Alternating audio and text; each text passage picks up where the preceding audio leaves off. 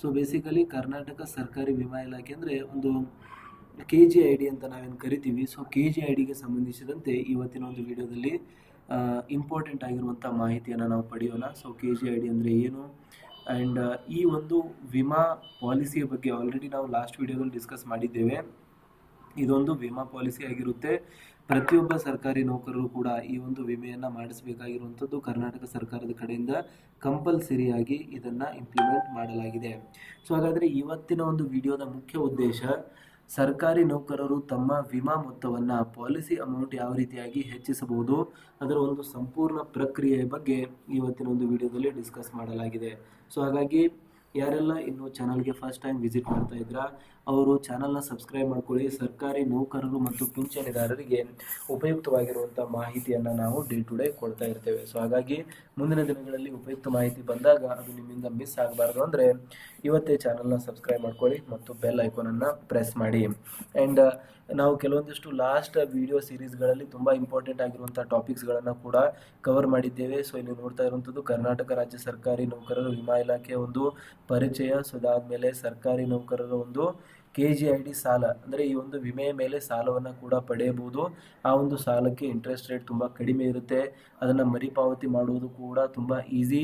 ಈ ಎಲ್ಲ ಒಂದು ವಿಷಯಗಳಿಗೆ ಸಂಬಂಧಿಸಿದಂತೆ ಒಂದು ಸಂಪೂರ್ಣವಾಗಿರುವಂಥ ಮಾಹಿತಿಯನ್ನು ಕೂಡ ನಾವು ಲಾಸ್ಟ್ ವಿಡಿಯೋದಲ್ಲಿ ಪಡೆದಿದ್ದೇವೆ. ಸೊ ಹಾಗಾಗಿ ಇದರಿಂದ ಸರ್ಕಾರಿ ನೌಕರರಿಗೆ ತುಂಬ ಲಾಭ ಆಗಲಿದೆ ಅಂತಲೇ ಹೇಳ್ಬೋದಾಗಿದೆ.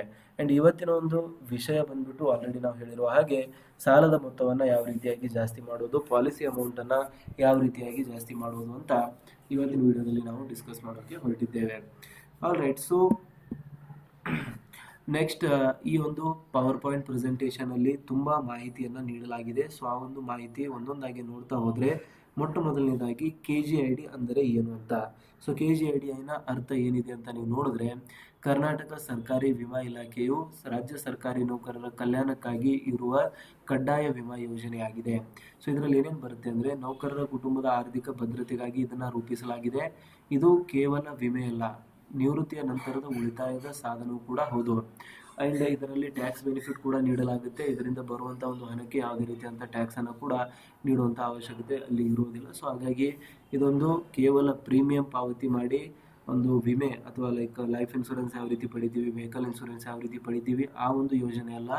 ಇದರಲ್ಲಿ ಹಾಕಿರುವಂಥ ಹಣಕ್ಕೆ ಬಡ್ಡಿಯನ್ನು ಕೂಡ ಸೇರಿಸಿ ಬೋನಸ್ ರೂಪದಲ್ಲಿ ಸರ್ಕಾರಿ ನೌಕರರಿಗೆ ಅಮೌಂಟನ್ನು ನೀಡಲಾಗುತ್ತೆ. ಸೊ ಹಾಗಾಗಿ ನಿವೃತ್ತಿಯ ನಂತರದ ಉಳಿತಾಯದ ಒಂದು ಸಾಧನ ಕೂಡ ಈ KGID ಅಂತ ಹೇಳಲಾಗುತ್ತದೆ.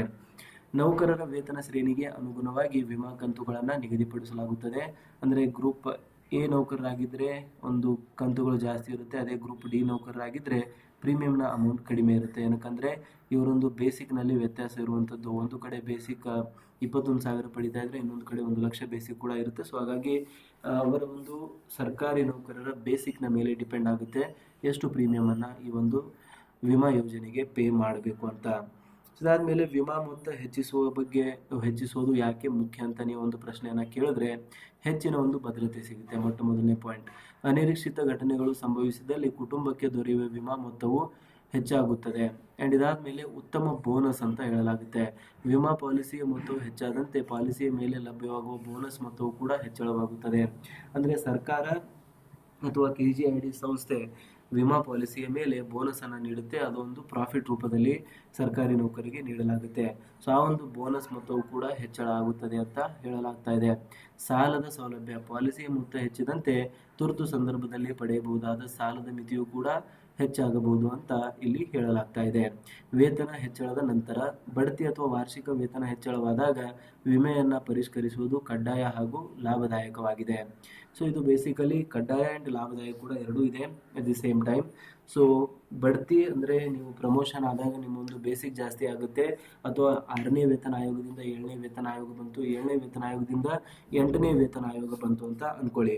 ಆ ಒಂದು ಟೈಮಲ್ಲಿ ವೇತನ ಹೆಚ್ಚಳದ ನಂತರ ಸರ್ಕಾರಿ ನೌಕರರು ಬೇಸಿಕಲಿ ತಮ್ಮ ಒಂದು ವಿಮಾ ಮೊತ್ತವನ್ನು ಹೆಚ್ಚಿಸುವಂಥದ್ದು ಕಡ್ಡಾಯವಾಗಿದೆ ಅಂತ ಹೇಳಲಾಗ್ತಾ ಇದೆ. ಸೊ ಇದಾದಮೇಲೆ ನೆಕ್ಸ್ಟ್ ಪಾಯಿಂಟ್ ಬಂದ್ಬಿಟ್ಟು ಪೂರ್ವ ತಯಾರಿ ಯಾವ ರೀತಿಯಾಗಿ ಮಾಡಿರಬೇಕು ಇದಕ್ಕೆ ಅಂತ ನೀವು ನೋಡೋದಾದರೆ, ಸೊ ಪೂರ್ವ